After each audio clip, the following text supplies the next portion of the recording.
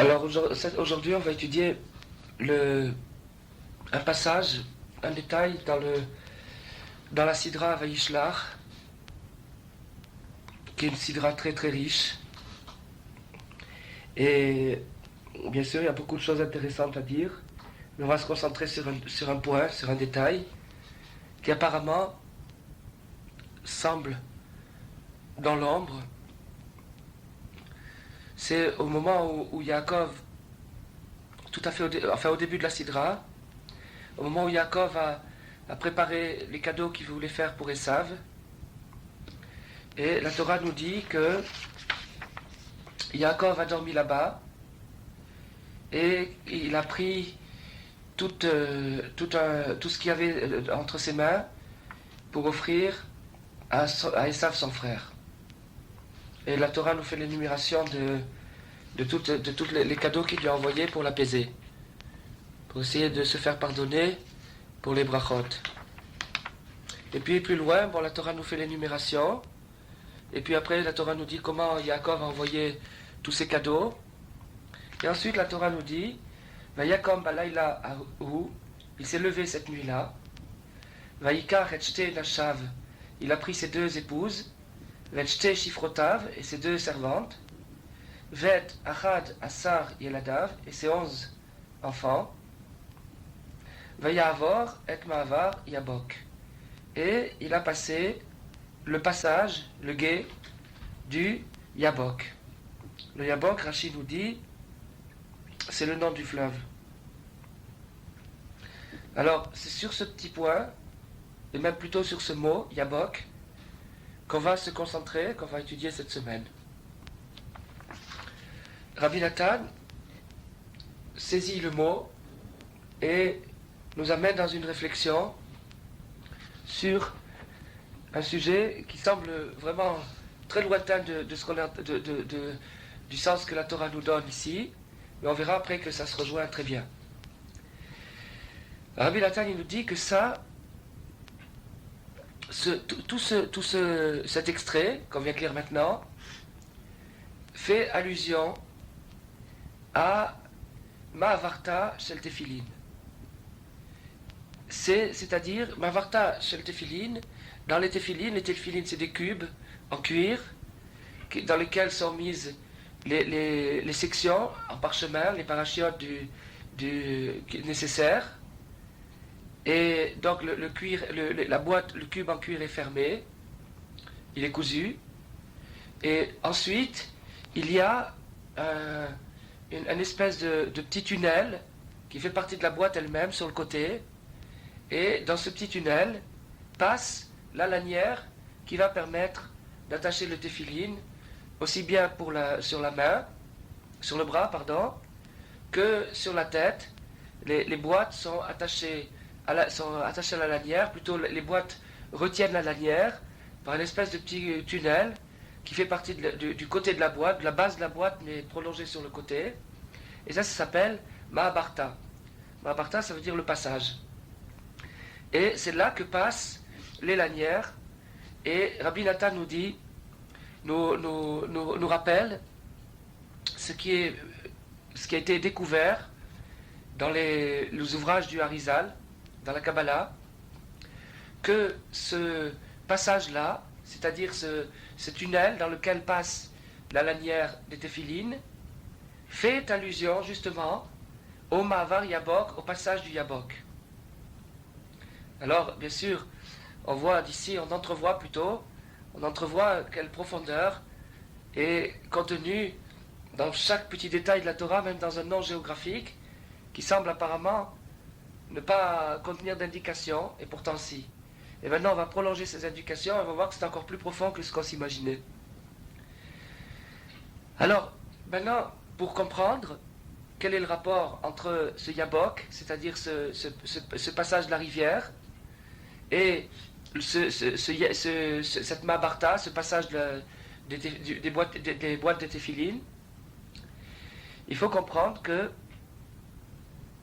les téphilines contiennent toute la pensée et les mochines, la pensée juive dans son développement le plus pratique. Ça signifie que il y a dans les téphilines une puissance que la personne qui met les téphilines expérimente dans l'immédiat.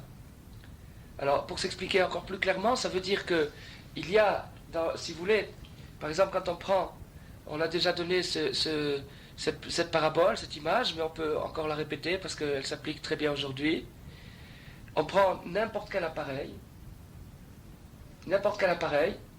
et un appareil électrique, c'est le meilleur exemple, et on se rend compte que si l'appareil contient toutes les pièces, toutes les données, alors il fonctionne. Et les téphilines, c'est aussi un appareil. Et si les téphilines contiennent toutes les données, toutes les pièces requises, à ce moment-là, ils fonctionnent. Et quel est leur fonctionnement? C'est l'esprit. C'est-à-dire d'amener de l'esprit, de donner une charge, une force spirituelle à la personne qui les met. Bon, maintenant, cette charge spirituelle, elle est évoquée par la forme des téphilines qui est cubique. Et donc la forme cubique, d'abord, a 6 facettes qui représentent les six dimensions de l'espace, nord, sud, est, ouest, haut et bas. Et aussi les 4 arêtes du cube, du carré, qui représentent également les 4 facettes de l'esprit. Les 4 facettes de l'esprit sont Chorma, qui est la face totalement théorique, Bina, qui est la théorie déjà développée, Da'at, qui est l'union, la synthèse entre la théorie et le développement, et Kol Melacha, c'est-à-dire l'application pratique et tangible de la théorie. Donc ça, c'est les 4 facettes de l'esprit, et les téphilines, dans tous les moindres détails, dans chaque particule, dans chaque détail, évoquent cette opération qui se produit chaque matin, sans qu'on le sache, lorsqu'on met les téphilines. Et donc maintenant, dans l'ensemble des téphilines, dans l'appareil des téphilines, il y a aussi un détail qu'on vient d'évoquer aujourd'hui, c'est le yabok, c'est ce mavar, ce passage, ce tunnel, qui sert à passer les lanières. Et maintenant, le rôle des lanières, c'est de prolonger et d'étendre le fruit de la réflexion le plus loin possible, c'est-à-dire de l'amener d'amener ça dans la vie quotidienne de la personne, dans son action. C'est les lanières qui s'attachent autour du bras et qui prennent l'action dans ces 7 dimensions, les 7 tours des lanières. Et aussi, pour les téphilines de la tête, bien sûr, c'est la prolongation de la raison jusqu'au cœur et plus bas encore, jusqu'au foie, où se situe la dynamique instinctive de l'être. Alors, la Ritsoua, c'est-à-dire la lanière, elle fait donc la liaison entre la partie spirituelle, c'est-à-dire le téphiline qui est un appareil à diffuser de l'esprit, et le reste du corps, qui est bien sûr la partie émotive, instinctive et purement physique de la personne. Alors donc la lanière, la Ritsoua, elle a pour but de faire cette liaison dans le sens descendant, c'est-à-dire du haut vers le bas, c'est-à-dire de la captation qui est faite par le téphiline lui-même, jusqu'à la réception qui est faite par l'ensemble du corps. Donc on se rend compte avec cette étude qu'on est en train de commencer, les choses merveilleuses qui se passent lorsqu'on applique cette mitzvah des téphilines.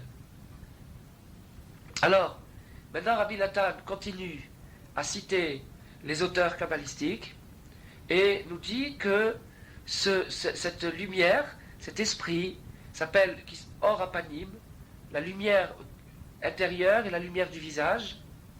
Et cette lumière de Or Apanim se divise en 13 tikkunim, en 13 opérations. Et ces tikkunim, ces 13 opérations, ont un dénominateur commun, ils se nomment ces 13 opérations le long visage. Alors on va expliquer tout ça, bien sûr. On va expliquer tout ça.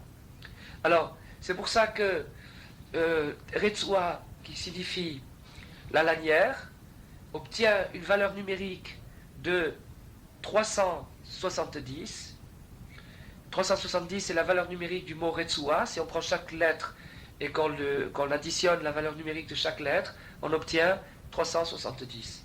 Et 370, c'est le nombre de lumières qui composent justement la lumière intérieure, Or Apanim, la lumière du visage.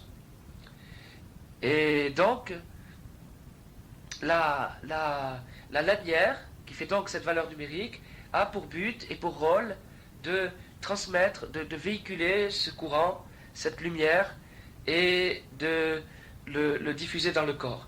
Alors maintenant, on a dit le long visage, qui est une expression un petit peu mystérieuse. Un long visage, qu'est-ce que c'est que ce long visage? Et le long visage, en vérité, apaïm, qui se traduit fréquemment par visage, veut plutôt dire, le af veut dire le nez, et donc ça serait à la limite un long nez, mais c'est pas non plus un long nez. Erer apaïm signifie un long souffle. Et un long souffle, c'est la patience. Un long souffle, c'est la patience, c'est-à-dire à l'opposition d'un souffle court, de quelqu'un qui s'essouffle, qui perd sa contenance et qui s'impatiente. Alors, donc, la patience, Erer Apaïm, le long visage, c'est ça, la lumière du spirituel qui vient d'en haut, qu'on arrive à faire passer grâce aux lanières. Alors donc, les lanières, elles ont le rôle de la lanière des téphilines. La lanière, elle véhicule cette lumière. Et ce qu'on est en train de dire, ça se passe réellement, c'est-à-dire c'est pas des symboles, parce que si c'était des symboles, si c'était uniquement des symboles, à ce moment-là, Chas v'Shalom, on n'aurait pas besoin de mettre les téphilines, mais il faut réellement qu'on le fasse avec des téphilines en cuir, et que tous ces ingrédients soient réunis, parce que c'est comme ça que ça se passe, et difficilement autrement. Et bien sûr, quand Avraham Avinu et Yaakov ont mis les téphilines, ils n'ont pas mis les téphilines qu'on possède aujourd'hui. Eux, ils ont su opérer tout ce qui se passe ici, tout ce dont on parle aujourd'hui, sans les lanières et sans le cuir. Mais il ne faut pas oublier non plus que eux, c'était Avraham, Yitzhak et Yaakov, c'est-à-dire les fondateurs du peuple juif, et tout le monde ne peut pas dire qu'il est le fondateur du peuple juif. Donc, pour nous, leurs enfants, notre action, elle doit se faire comme ça, c'est-à-dire d'essayer de faire à la lettre le plus possible les indications qui nous sont demandées, tout en y mettant un maximum de cœur, de joindre ces deux côtés-là. Et on dit d'ailleurs à ce propos-là que la manière dont un juif devrait mettre ses téphilines le matin, c'est comme un bar mitzvah qu'il aimait pour la première fois de sa vie. Un petit garçon qui a rêvé pendant des années et des années, depuis qu'il a pris éveil et conscience, qu'il a vu son père mettre les téphilines et les plier le matin. Et le petit garçon prépare émotionnellement, c'est un boom, une explosion extraordinaire pour un petit garçon qui, pour la première fois de sa vie, met les téphilines. Et il faudrait qu'on ait cette émotion, qu'on retrouve cette émotion tous les matins quand on met les téphilines, si seulement on savait ce qui se passe quand on les met. Et le petit garçon, il faut croire que ça lui est découvert d'une certaine manière grâce à sa candeur, à sa sincérité. Il peut capter la merveille, la beauté et la force qui se dégage de cette chose-là, de téphilines. Et on raconte à propos du rabbi, de Rav Levi Yitzhak de Barditchov, que lorsque c'était le lendemain de Sukkot ou de Pessah, et pendant cette période, donc il avait été privé pendant 8 jours ou 9 jours de mettre les téphilines. On dit qu'il ne pouvait pas dormir de la nuit, à la fin de la fête, il ne pouvait pas dormir de la nuit, tellement il était impatient de remettre ses téphilines dès le point du jour. Il était tellement impatient de remettre ses téphilines dont il avait été privé qu'il ne dormait pas de la nuit. Parce qu'il savait, il sentait ce qui se passait. Et on raconte aussi du Chidouché Harim, un autre tzaddik, que lui, quand il faisait la bracha de Tfilin Shel Yad, il avait déjà plus la force de mettre Tefilin Shel Rosh. Il lui fallait une aide spéciale du ciel pour pouvoir se remettre de son émotion, de son extase, parce qu'il sentait cette chose-là. Alors maintenant, ça c'est pris au degré maximal, c'est-à-dire chez les grandes tzadikim qui approfondissent les choses et qui ne se laissent pas distraire, donc qui captent le sens profond des choses, mais on peut le ressentir chez tout un chacun, dans la mesure où on sait, on observe, il suffit de voir autour de soi, et on se rend compte qu'une personne qui a mis les téphilines, les bons téphilines, ces bons téphilines, ça veut dire qu'ils soient kshérim, qu'ils soient faits correctement, sérieusement, que ce soit du travail sérieux, des téphilines sérieux, des téphilines kshérim. Si quelqu'un les a mis pendant un moment, il ne peut plus ne pas les remettre. C'est-à-dire si Chazvé Shalom, il en était privé une journée, il sentirait un manque. Même s'il ne sent pas toutes ces lumières et toutes ces illuminations et toutes ces extases, mais malgré tout, il y a quelque chose. Et un homme qui a mis les téphilines tous les jours, pendant une période, peut difficilement s'en détacher. Parce que malgré qu'il ne sache pas exactement ce qui se passe, mais ce qu'il sait, au moins par l'absence, il sent qu'il lui manque quelque chose dans sa journée, que sa journée est vide maintenant, s'il ne l'aimait pas, Chazé Shalom. Alors, maintenant, Rabbi Nathan nous explique que donc, le rôle de la lanière, c'est de communiquer, de diffuser, de propager l'esprit élevé, c'est-à-dire le long visage, qui est la vertu, la qualité de patience, de propager ça dans le reste du corps, et que grâce à ça, ça adoucit et ça annule la mauvaise lanière. Il existe une mauvaise lanière. La mauvaise lanière, c'est la lanière qui sert à nous frapper lorsqu'on a désobéi.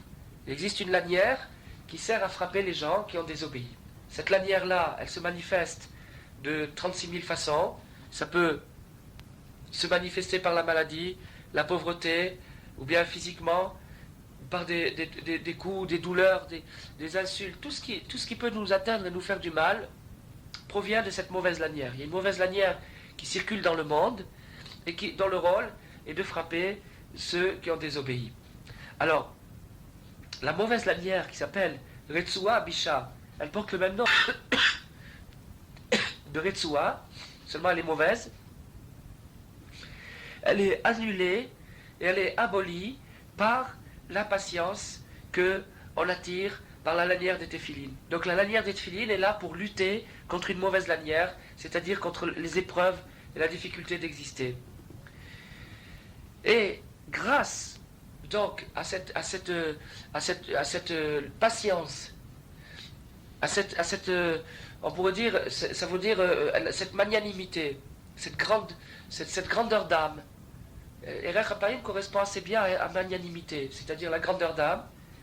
Grâce à cette magnanimité, cette grandeur d'âme qui est envoyée par la lanière des téphilines, justement, c'est comme ça qu'on arrive à passer au-dessus des épreuves et des difficultés et à les adoucir. Et qu'est-ce que ça signifie adoucir les difficultés? Ça ne signifie pas les supprimer, les éliminer. C'est ni ce qu'il faut faire, ni ce qu'il faut souhaiter, et ni ce qui est possible non plus, parce que c'est une nécessité. Il y a une nécessité dans la vie de souffrir, parce que la souffrance est le seul moyen de faire jaillir la lumière, de faire sortir quelque chose, de la même façon que pour obtenir du pain, il faut labourer, semer, récolter, faire tous ces travaux qui nous permettent de faire sortir la force de la terre. Et de la même façon, pour faire sortir la force de soi, il est nécessaire de souffrir. Mais par contre, ce qui n'est pas nécessaire, c'est l'amertume qui va avec la souffrance. L'amertume qui va avec la souffrance, c'est-à-dire tout ce qui colle à l'épreuve et qui n'est pas l'épreuve elle-même. Mais tout l'écrasement, l'angoisse et l'amertume qui accompagnent la souffrance, ça, on peut s'en dispenser, on pourrait s'en passer. Et surtout, lorsque cette angoisse et cet écrasement devient une cause de rétractation, c'est-à-dire que la personne se rétracte et démissionne de ses efforts et se décourage parce que la souffrance l'écrase. Alors ça c'est vraiment dommage, parce qu'à ce moment-là, il y a double perte. Première perte, c'est que la personne souffre, et deuxième perte, c'est que sa souffrance est totalement inutile, c'est-à-dire qu'elle ne lui sert pas à avancer. Et au contraire, elle la freine, ça devient un handicap dans sa progression. Alors ça c'est vraiment malheureux, et c'est ça le vrai malheur, c'est ça le fond du problème. Le fond du problème, c'est quand la souffrance devient accablante et quand elle devient paralysante. Alors, il faut passer au-dessus de ça, il faut dépasser cette vision des choses qui est le propre du contraire de la magnanimité, c'est-à-dire la petitesse d'esprit. Lorsque une personne se trouve dans une petitesse d'esprit, dans un esprit petit, mesquin, alors à ce moment-là, c'est là où la souffrance étouffe cette personne et la paralyse, lui empêche de réagir et de se relever, et à ce moment-là, la souffrance devient une cause d'abandon. Pour adoucir ça, pour passer au-dessus de ça, il faut l'opposé de ça, c'est-à-dire un long souffle. Il faut acquérir un long souffle. Et à ce moment-là, quand le long souffle, il est projeté par la lanière des téphilines. Alors, à ce moment-là, les souffrances n'ont plus la force de nous annuler, de nous paralyser, de nous mobiliser, et on en arrive à endurer, c'est-à-dire à subir la souffrance d'une manière courageuse, sans se laisser atterrer par le problème. Sans être atterré, sans être cloué par le problème, on arrive à se restructurer, à se réorganiser au fond même du problème, et on le fait avec ce qu'on a. Avec les éléments qui sont autour de nous, on essaye de s'arranger et de se reconstituer un patrimoine de ce qu'on peut, avec ce qu'on a autour de soi, sans profiter de l'excuse que nous fournit la souffrance. C'est le cas, par exemple, d'une histoire d'un chassid qui pendant que sa femme était tombée malade, il avait donc à s'occuper des enfants le matin, à les lever. Et ce chassid avait l'habitude de faire sa prière, de faire une longue prière le matin. Et donc ce petit drame dans sa maison est venu mettre court à sa prière, puisqu'il ne pouvait plus faire sa prière 3-4 heures comme il avait l'habitude, puisqu'il devait s'occuper des enfants. Alors qu'est-ce qu'il faisait? Il se levait encore plus tôt, et il commençait à mettre son talit et ses tefilines, et à commencer à faire sa prière. Et quand arrivait l'heure où les enfants se réveillaient, il enlevait calmement son talit et ses tefilines, il les posait dans un coin, et puis il allait s'occuper des enfants, il leur donnait leur biberon, il leur lavait les mains, il leur faisait faire modéani, il leur donnait leur biberon, et il les habillait, et puis après, quand les enfants étaient prêts, eh bien, il retournait à son talit et ses tefilines, et il les remettait, et il repartait pour la fin de la prière. Alors que n'importe qui d'autre à sa place, qu'est-ce qu'il aurait fait? Puisque je dois m'occuper des gosses, tant pis pour le talit et les tefilines, je les mets dans le tiroir et on verra demain, sans même prendre soin de les plier. Voilà ce qu'un homme accablé aurait fait à sa place. Et lui, il ne s'est pas laissé accabler, il avait une souffrance, il avait une douleur, sa femme était malade, il devait s'occuper des petits-enfants. Et bien, il l'a pris calmement, patiemment, et grâce à ça, il a pu continuer. Alors, c'est-à-dire, dans ça, ce principe-là qu'on est en train de voir, ça s'appelle l'extension du souffle, et grâce à ça, on arrive à affronter toutes les choses qui pourraient nous essouffler et tous les obstacles du monde qui peuvent nous arriver. Alors, donc maintenant, l'attitude que prend une personne patiente, une personne qui a reçu cette lumière de Téphilim, cette lumière qui circule par la Retsoua, une personne patiente, qu'est-ce qui se produit? Lorsqu'elle est en prise avec des difficultés et des épreuves, au lieu de se figer et de plus avoir envie de réagir, il fait ce qu'il peut dans la Torah, dans la Voda, dans les actions qu'il peut faire autour de lui, sans s'accabler et sans s'alarmer. Jusqu'à ce qu'il arrive à passer le passage et à les annuler, c'est-à-dire à les ignorer totalement. Jusqu'à ce qu'il arrive à se reconstruire, comme par exemple un malade courageux qui est bien entendu du fait que de sa maladie, il est privé d'un tas de choses qu'il pouvait faire quand il était bien portant, mais maintenant qu'il est malade, au lieu de se laisser aller, de se dire bon tant pis, je sombre dans ma maladie, il réagit et il essaye là où il est de faire ce qu'il peut et de se reconstruire un petit monde. Il se rend compte qu'en se reconstruisant un petit monde, il arrive, s'il a l'endurance et le courage de continuer, il arrive à ne plus du tout voir sa peine, c'est-à-dire à s'être refait une vie nouvelle où les épreuves qu'il subit deviennent tout simplement un élément de sa vie, comme s'il était né avec ça. Et c'est ça qui les annule. Parce que toutes les épreuves qui nous arrivent ne nous viennent que pour nous éprouver et pour mettre à l'épreuve justement, pour nous habituer à exercer ce long souffle, c'est-à-dire à nous apaiser, à nous calmer et à avoir en même temps de la patience et de la persévérance.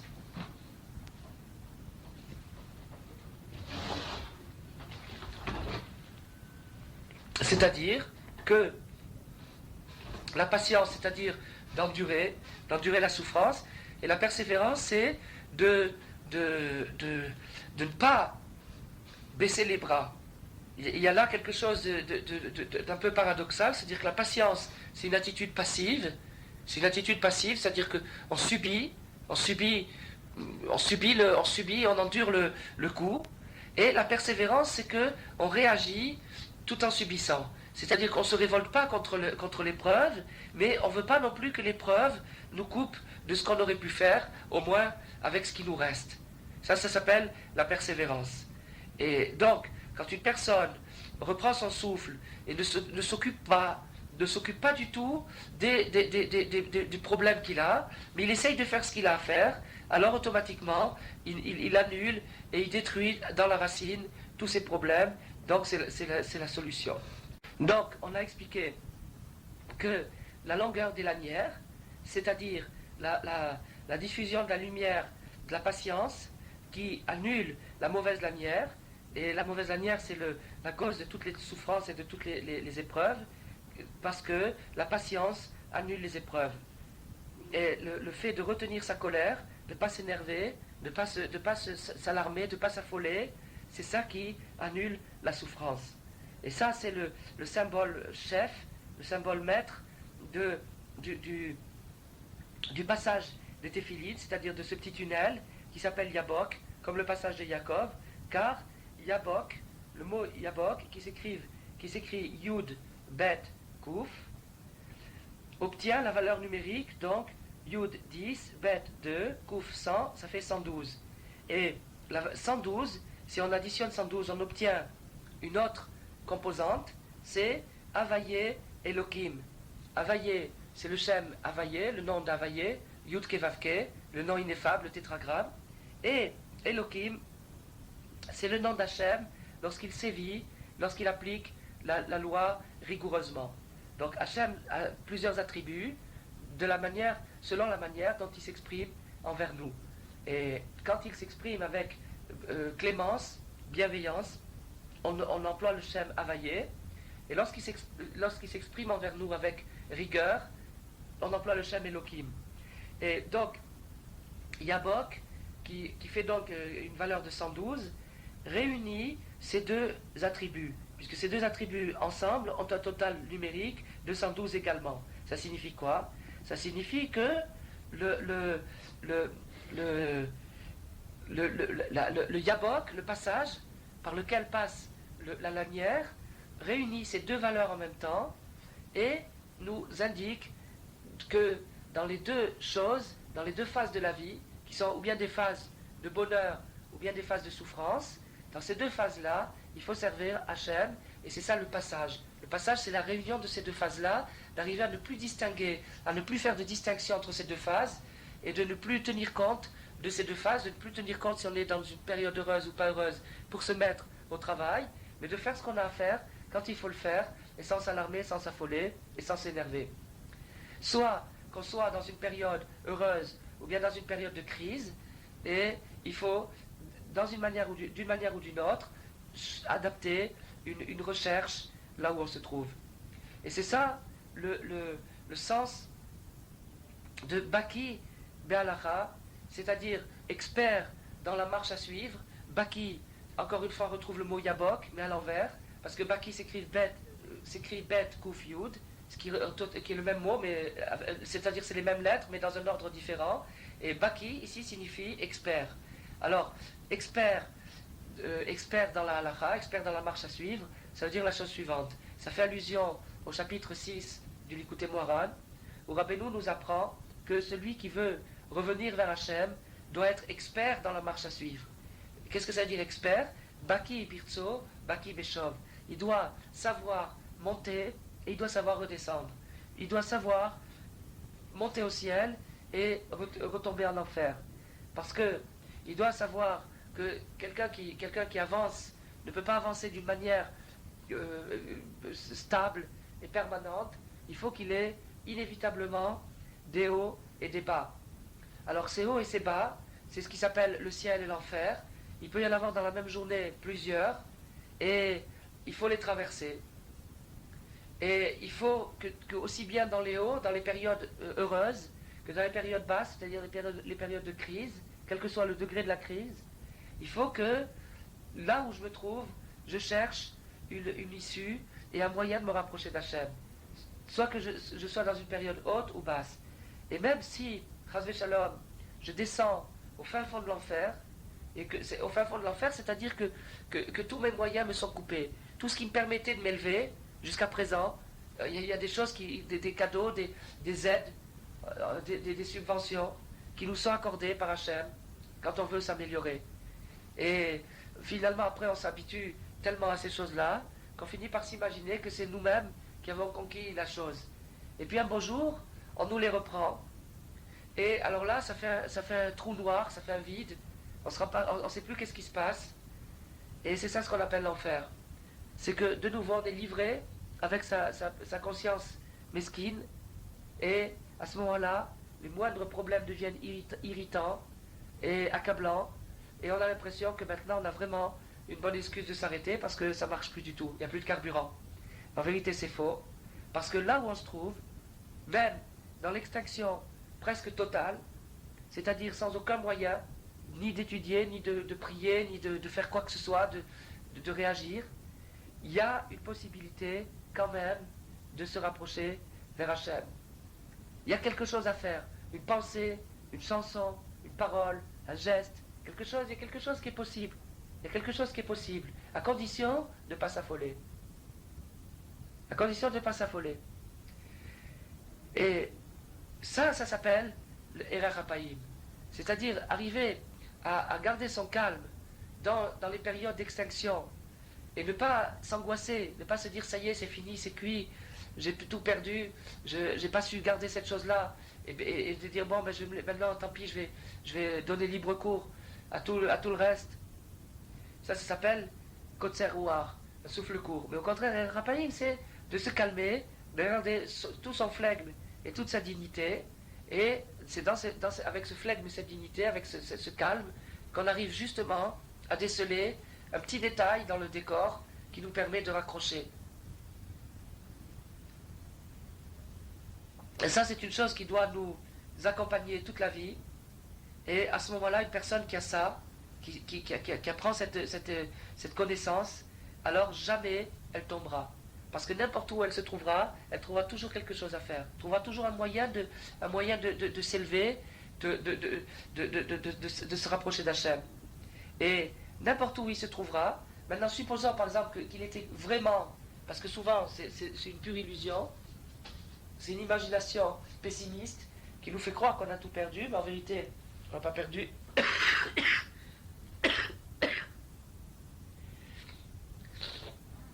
C'est notre imagination qui nous dit ça, mais le moyen de lutter contre ça, c'est le calme. Et si il arrivait, Chas Shalom, que vraiment, supposons que ça arriverait une chose comme ça, que vraiment on est tout perdu, c'est-à-dire qu'on retombe vraiment à la case départ, à zéro, et bien à ce moment-là, il n'y a plus qu'une chose à faire, c'est de recommencer. Tout simplement, c'est-à-dire de recommencer. Comme si quelqu'un veut se convertir au judaïsme, eh bien, il faut bien qu'il commence de la même façon, comme s'il n'avait jamais existé de sa vie, comme s'il n'avait jamais touché à tout ça, et que pour la première fois de sa vie, il commence par Aleph, on commence à zéro. Ça aussi, ça existe. Et c'est la chose la plus merveilleuse. Et si, alors ça c'est comme pour les périodes dans lesquelles on tombe, mais il y a aussi les périodes dans lesquelles on monte, et qui elle aussi représente un danger. Ça veut dire que le danger, on l'a déjà expliqué, le danger d'une période montante, c'est l'orgueil, c'est de se voir monter, de se voir réussir, et d'oublier que cette montée, cette réussite est due essentiellement à l'aide qu'on a reçue d'Hachem, et non pas à nos dons personnels, parce que si on était livré à nos dons personnels, on ne sait pas qu'est-ce qu'on deviendrait. Alors on s'imagine que c'est soi-même, et il faut essayer de chercher Hachem même dans le bonheur. Même si on a l'impression d'être monté au ciel, il faut continuer à chercher Hachem, et là aussi, il faut recommencer à zéro. Il ne faut pas s'endormir sur sa réussite, et se dire ça y est, je plafonne. Au contraire, il faut recommencer à zéro. Ça, c'est ce que Rabbeinu faisait. Alors, l'un comme l'autre, c'est Erech HaPaïm, qui est un concept qui réunit, comme on l'a dit tout à l'heure, patience et endurance et persévérance en même temps. C'est-à-dire, quand on dit en français le mot patience, comme on a dit tout à l'heure, ça exprime une certaine passivité, et quand on dit persévérance, ça exprime une certaine agressivité, et les deux sont vrais, réunis dans le même mot. Il y a un côté passif et un côté agressif simultanément, qui s'appelle Erech HaPaïm en hébreu. Et ça, c'est le rayonnement, le bienfait de la mitzvah des téphilines. Ça, on y arrive par les téphilines, et c'est ça, ce passage, ce tunnel de Yabok, ce passage par lequel passe la lanière et qui indique Baki, c'est-à-dire la connaissance de la vie, l'expérience du bonheur et l'expérience des crises, les deux expériences. Alors, on a dit aussi que Yabok avait une valeur numérique de Havaye et Elohim, c'est-à-dire des deux attributs, l'attribut de clémence et l'attribut de rigueur, parce que c'est grâce à ce passage, c'est-à-dire qui symbolise la patience et la persévérance en même temps, c'est grâce à ce passage qu'on arrive à envisager avec le même calme d'esprit, aussi bien le bonheur que la crise, aussi bien la clémence que la rigueur, aussi bien les beaux moments de la vie que les moments difficiles, quand on monte ou quand on descend. D'une manière ou d'une autre, il faut servir Hachem, quelle que soit notre situation, que ce soit une situation heureuse ou pas heureuse, il faut se calmer et ne pas se décourager et ne pas se fatiguer et ne pas se refroidir sur son envie de progresser parce que on a rencontré une crise ou parce qu'on a rencontré une réussite. Quels que soient les aléas, il faut persévérer et il faut patienter. Alors ça c'est une des leçons des téphilines, une des leçons principales des téphilines, c'est-à-dire une charge de patience tous les jours. Et c'est ça qui est indiqué par les lanières, et grâce auxquelles on arrive à résister à la pression des souffrances et des épreuves de la vie et des confusions qui viennent de la mauvaise lanière justement. Alors, grâce à ça, tout est annulé, c'est-à-dire que la patience annule la souffrance, et c'est ça qui est indiqué par Vayavor Hashem al-Panav, qui est à propos des 13 vertus de clémence, qui est une allusion à Vayavor, encore une fois, ce passage-là, qu'on est en train d'étudier aujourd'hui.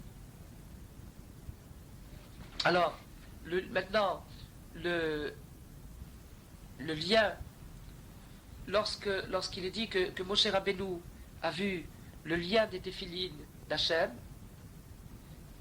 parce que, à ce moment-là justement,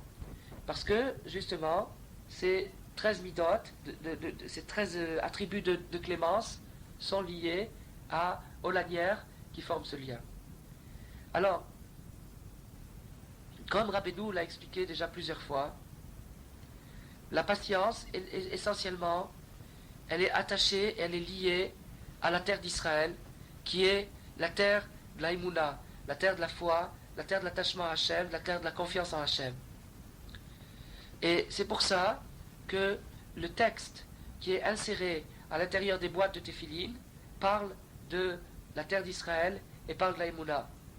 Parce que les deux premiers paragraphes parlent de la sortie d'Égypte et de l'arrivée en terre d'Israël. Comme il est dit, rappelle-toi de ce jour où vous êtes sortis d'Égypte, et ce sera lorsqu'Hachem t'amènera vers la terre, etc. Et ainsi, le deuxième paragraphe aussi, ce sera lorsqu'Hachem t'amènera.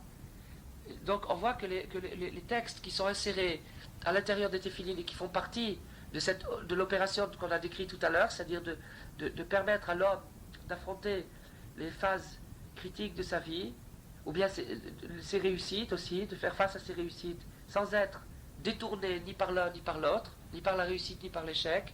Ça, c'est contenu dans le texte lui-même des téphilines, qui fait allusion, qui parle, directement de la terre d'Israël, et la terre d'Israël étant justement la Emouna.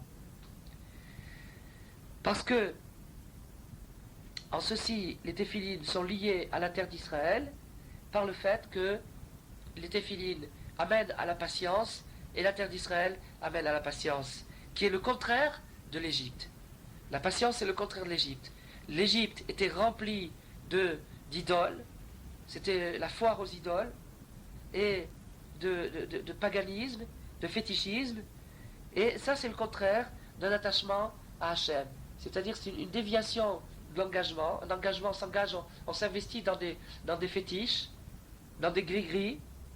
Alors, là-bas, en Égypte, quand Moshe Rabbeinu est venu pour sauver les Juifs, qu'est-ce qu'il est dit là-bas? Velo shamu al Moshe mikotzer ruach. Ils n'ont pas entendu Moshe, ils n'ont pas pu entendre le message du tzaddik à cause de leur impatience. Kotzer ruach, ça veut dire l'impatience. Ça veut dire qu'ils étaient tellement anxieux, fébriles et impatients dans ce climat, cette atmosphère égyptienne, qu'ils n'entendaient pas, qu'ils n'arrivaient pas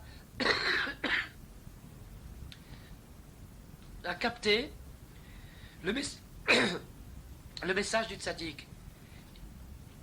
Ils ne pouvaient pas, parce qu'à cause. Alors, ça veut dire que l'impatience, la fébrilité, l'anxiété, ils sont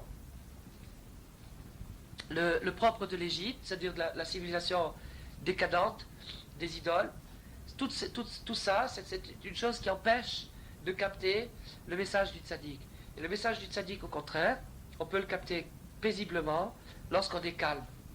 Et donc, cette chose-là, ce calme-là, nous permettra de capter le message du tzaddik, c'est-à-dire ses indications.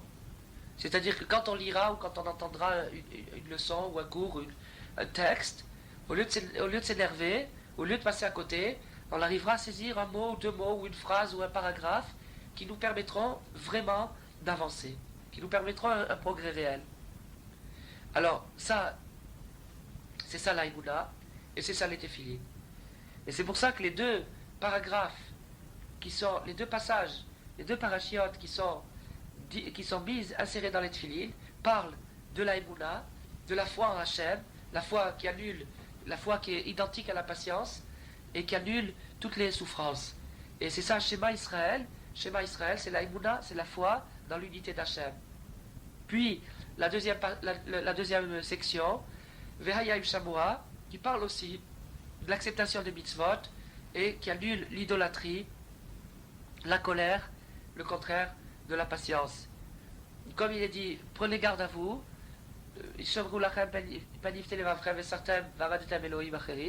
prenez garde à vous de peur que votre cœur se laisse séduire et que vous vous écartiez, que vous serviez des divinités étrangères, vechara af. Et tout de suite après l'idolâtrie, tout de suite après les idoles, tout de suite après, il y a la colère qui vient. Alors donc, d'après ça, les quatre paragraphes contenus dans les téphilines parlent de la sortie d'Égypte, qui est sortir de cette civilisation de la colère et du souffle court, de l'essoufflement, et d'arriver dans la terre d'Israël, qui est la terre de la Héboula, la terre de la patience, la terre du bonheur. Et ça, c'est ce que veut nous permettre d'accomplir la mitzvah des téphilines. Et donc, c'est pour ça que le dernier passage des téphilines conclut par la longue vie, afin que vos jours et les jours de vos enfants soient prolongés, c'est-à-dire une longue vie, une vie longue, qu'on arrive à obtenir grâce aux téphilines. Parce que quelqu'un qui ne s'énerve pas, quelqu'un qui se calme, il se rend compte que son temps est beaucoup plus long. Quelqu'un qui est pressé, qui est anxieux, on dit un proverbe, nous sommes pressés, allons lentement. Et ce proverbe, il veut dire que que quand on est pressé, la meilleure chose à faire, c'est de se calmer et d'aller un petit peu plus lentement, parce que si on se précipite, on passe à côté de ce qu'il faut faire, on perd la tête, et on n'arrive pas à faire ce qu'il faut faire. Et donc, Yirbou Yemerem, c'est-à-dire l'extension du temps, d'avoir une vie plus longue, ça veut dire que le temps de vie qui nous est imparti, il soit vécu plus richement, plus intensément. Et ça, c'est seulement possible grâce à la patience. C'est-à-dire, plus quelqu'un est calme, et plus il s'apaise, plus il fait les choses avec réflexion, posément, plus son temps devient riche et intense, et il arrive dans la même durée à faire beaucoup plus qu'un autre qui s'excite et qui s'énerve. Parce que la vie, essentiellement, dépend de la respiration, et la respiration, une bonne respiration, c'est la patience. Quelqu'un qui sait respirer, il sait attendre, et il sait persévérer. Donc, alors ça, c'est pour ça que les Chachamim, les sages, on dit dans la Gemara, Aratran chayav enam chayim. Le coléreux, sa vie n'est pas une vie. Parce que le coléreux, il est coléreux que parce qu'il a un souffle court, qui est le contraire du long souffle, le contraire de la longue vie. Et l'essentiel de la vie, c'est d'étendre sa respiration, de respirer calmement et de faire les choses posément avec simcha. Alors c'est pour ça que on attache les téphilines sur la main gauche, parce que la main gauche est appelée la main faible, c'est-à-dire c'est la main qui n'agit pas, c'est la main faible, parce que l'essentiel des téphilines, c'est justement d'adoucir et d'annuler cette main faible qui est la cause de tous les troubles et de tous les problèmes. La main faible, c'est la main gauche. La gauche, c'est le côté du din, le côté de la rigueur.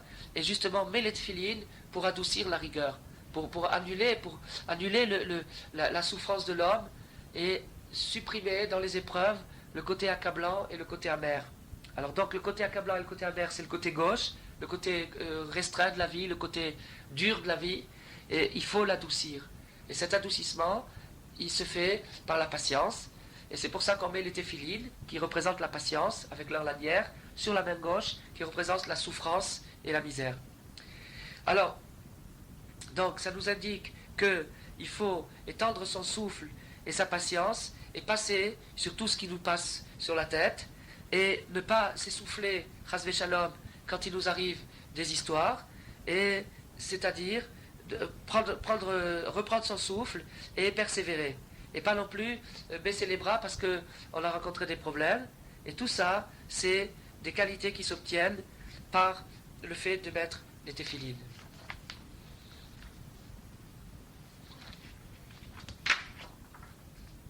Alors, ce qu'on a étudié aujourd'hui, c'était un extrait du Likutei Halachot, les Halachot Ilchot Téphilines, Halacha He, et on a pris à partir du paragraphe Yud Aleph dans le Likutei Halachot, où Rabbi Natan là-bas continue à expliquer d'une manière merveilleuse tous les symboles et toutes les allusions qui sont contenues dans la mitzvah de Tfilin. Mais pour conclure, il faut rappeler une chose, c'est que en même temps, ces symboles et ces allusions sont des leçons générales, et donc ces leçons générales s'appliquent à une personne qui met les tefilines ou une personne qui ne les met pas, comme par exemple une femme qui ne met pas les tefilines. Elle a aussi un bénéfice de cet enseignement, parce qu'il se projette dans son niveau profond, c'est-à-dire que tout ce qui a été dit aujourd'hui peut se prendre au niveau figuré et avoir sa réalité, et dans le sens propre, c'est-à-dire dans la mitzvah des téphilines telle qu'elle se présente. Et la raison pour laquelle Hachem a dispensé les femmes de mettre les téphilines, c'est parce que Hachem peut communiquer ces tikkunim à la femme par une autre manière, par les mitzvot propres qui lui ont été données. Et donc elle n'a pas besoin de cet apport pour compléter sa neshama et pour arriver à la patience dont elle a besoin. Seulement ce qu'elle a besoin, c'est l'enseignement du tzaddik, c'est-à-dire ce qu'on a étudié aujourd'hui, qui est un extrait de Likutei Halachot, que Hachem nous donne le mérite de recevoir de l'apaisement, de la patience, une bonne respiration et une longue vie. Amen.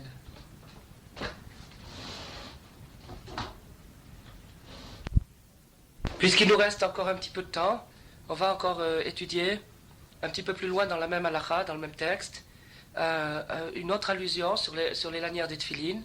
Le Rabbi Natan là-bas nous dit que les tefilines de la tête ont deux lanières.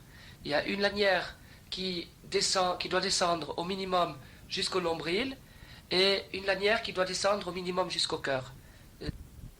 Alors, pour ce qui concerne le nombril, Rabbi Nathan explique quelque chose de très profond, c'est que le nombril représente la naissance, et l'essentiel donc la naissance d'une personne, quand un être humain vient sur Terre et on dit qu'il est vraiment né, c'est lorsqu'on a coupé son cordon ombilical.